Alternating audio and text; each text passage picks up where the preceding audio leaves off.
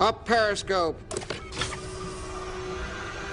As modelers, most of us have that one kit that we want to build before we move to the great hobby room in the sky. And for me, that is the 72nd scale Revell U-Boat with all the bells and whistles, which should give you an insight as to why I put my hand up for the review of this new release from ICM with the two 72nd scale Midget Subs. I reviewed this kit and previewed the Molch build on the Modelling News, and I'd always had bigger plans to build a display for it and produce a video for that, but it has found its way to the back burner, so for the moment I'd love to take you through the challenges with the kit and the steps I took to address them and finish the model ready for a display one day. The model comes with one fret of grey plastic containing only 26 parts, which would indicate a simplified build phase. And it was clear that the Molch in this dual boxing was clearly superior to the Seehund, but then again there is 15 years of technology separating these two kits. The kit comes with an interior, so that needs to be addressed first. The hatch is so small and the area is so obscured, this really is a bit of a box ticking exercise. But the walls were sprayed in tones of grey, and the sparse detail could then be brush painted using acrylics. And why the heck not? I added some chipping with a dark brown paint and a sponge, and then a black enamel wash helps lift all that detail. It really wasn't much work and will be an insurance policy should you catch a glimpse of it, but realistically you could paint it black and no one would probably ever know. The tower has some small clear parts that are carefully set in place with a touch of modelling cement, and then the cockpit could be glued in place. The two halves of the submarine could now be connected and glued section by section, as the fit wasn't really that perfect. And just working my way around the shape like this and gluing in piece by piece ensures a decent join all the way around. And much like you would on the fuselage of a model plane, the seam lines needed filling and addressing. And here I'm using a black super glue because I know it will dry hard and it won't shrink over time and is easy to see during that sanding phase. For the sanding, I use a reciprocal sander for that job, and it's one of my favourite tools in the toolkit. After sanding, the tail and the torpedo rails could be attached to the body. To protect the clear parts during the next steps, a small amount of liquid latex mask is applied with the tip of a toothpick. This latex masking fluid is an extremely handy thing to have on the shelf, and I can't recommend it highly enough. It was here I realised that the raised seams in the moulds running around the circumference of the submarine tube were inconsistent around the parts, even to the point where they were more or less vanishing in places, and it had to be addressed. In hindsight, I could have sanded the whole thing flat, scribed around the tube, and then dropped in a small piece of styrene rod.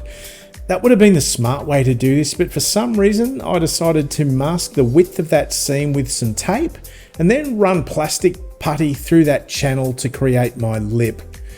It worked to a point and would look okay under paint, but if this is happening to your Molch, perhaps consider the scribing and styrene method. Time to get this show on the road and get some painting underway, my favourite thing of course. And off camera, I have primed the model in a Mr. Surfacer 1200 straight from the rattle can. I begin the process by painting the model in a Tamiya dark grey. This colour will represent the spots in my camouflage, because like I did on the clear parts, I'm going to use the latex masking fluid again to define my camouflage scheme. The VMS bottle allows me to apply my mask with a pretty high level of precision, and it holds its shape pretty well once it's applied. It can look like a bit of a mess, especially when it dries, but have faith because this is a really handy technique for just about any genre of modelling. I just ran out. To get my lighter tone of grey in this scheme, I mixed the dark grey and a sky grey in the cup of an airbrush. I'm not too fussed with formulas here, I mix by eye until I hit a colour I'm happy with. I'm making sure I'm getting a good consistent coat without flooding the model.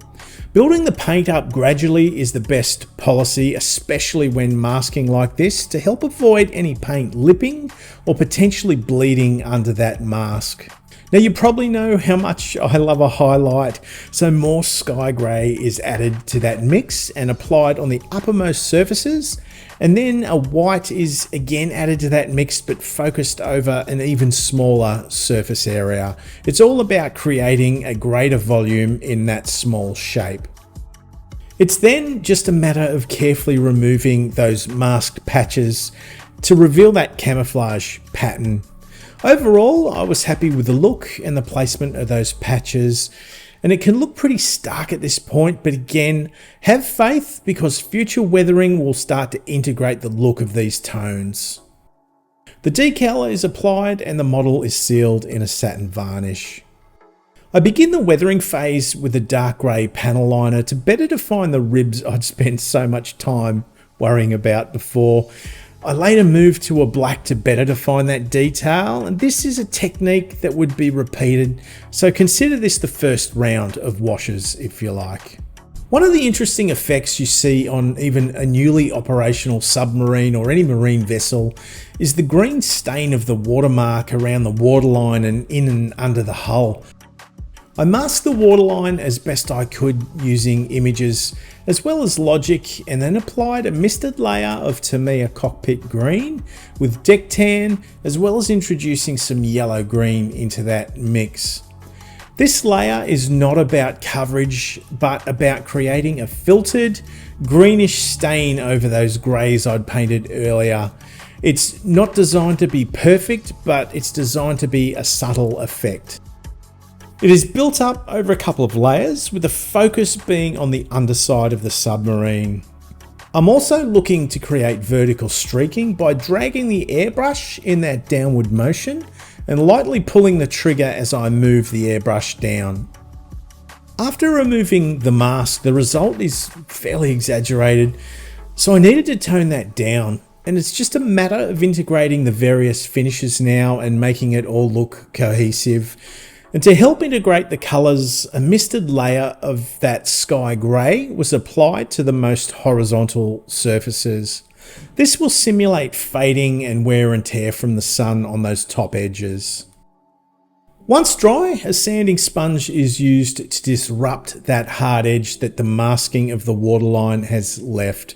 I do want this line to be defined, but it should also be represented in an imperfect way, the way that algae might build up around the waterline. A sanding sponge helps disrupt that edge and show it in a more realistic way. I'm also sanding that light grey filter that I'd applied to create variation and break those tones up as well.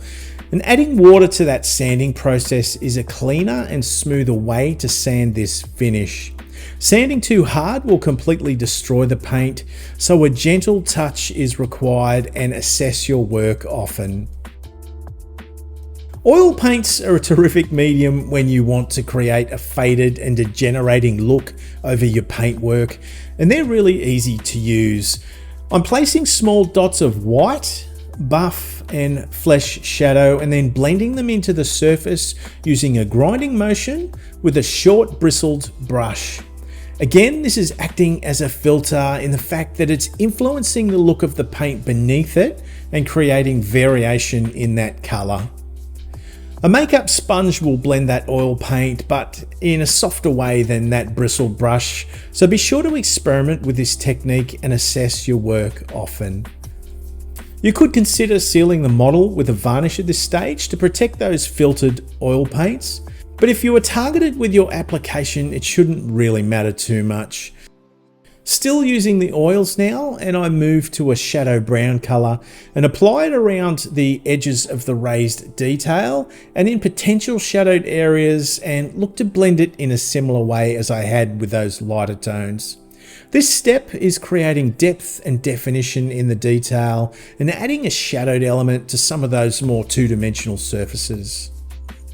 I was trying to let this finish evolve organically as I went along, and I hit it with the shadow brown oil wash again, as it helped pick out some of those finer details that were getting obscured by those filtering stages.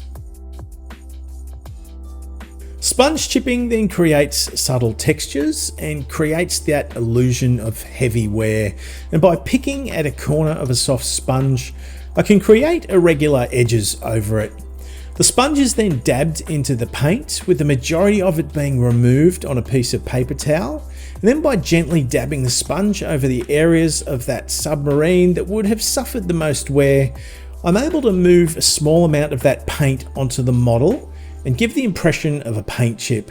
This is another case of assess often the result of your work, because it can be a case of less is more with this technique. You need to be logical with your chipping and try to maintain a level of plausibility, because this is a technique that people can tend to get really carried away with very quickly.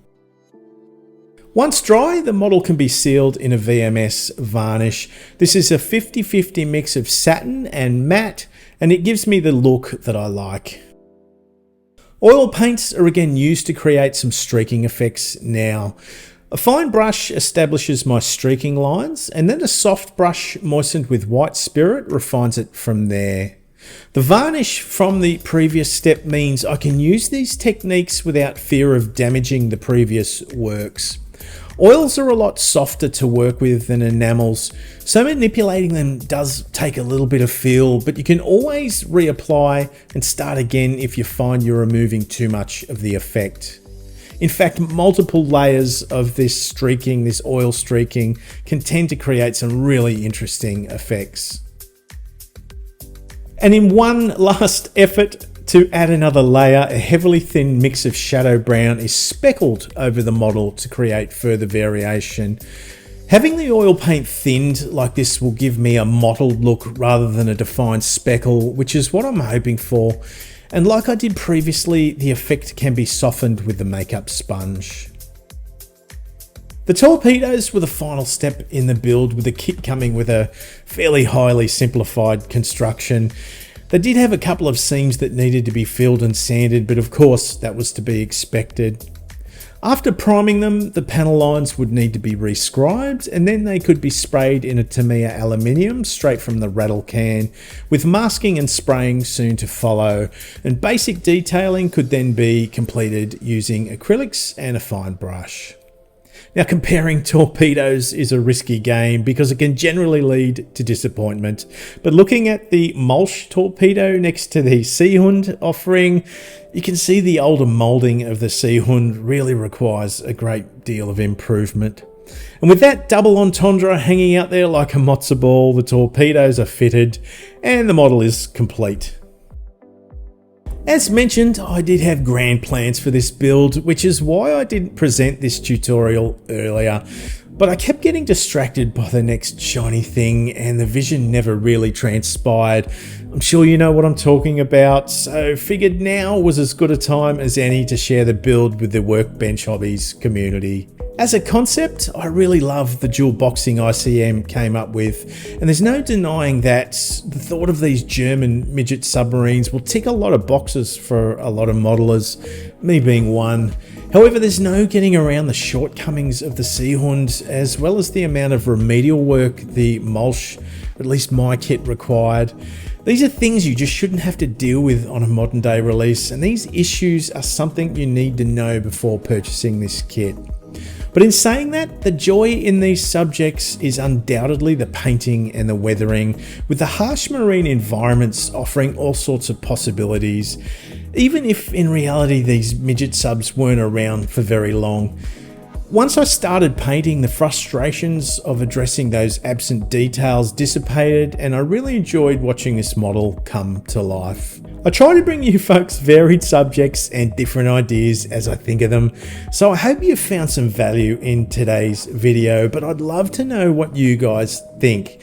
Are you happy seeing subjects like these, or would you prefer I stick with the armor subjects? I'd love to know, so please let me know in the comments down below. I read and respond to everyone and value what you have to say, so please feel free to join in if you can. And tap on that like button because it helps me greatly, and of course subscribing is always appreciated. But if you wanted to connect with me in a greater way, there's always something happening over on the Patreon page, so be sure to join us there. Remember guys, this is the greatest hobby in the world.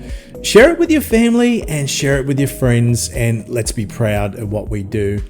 Until next time, I'll see you soon.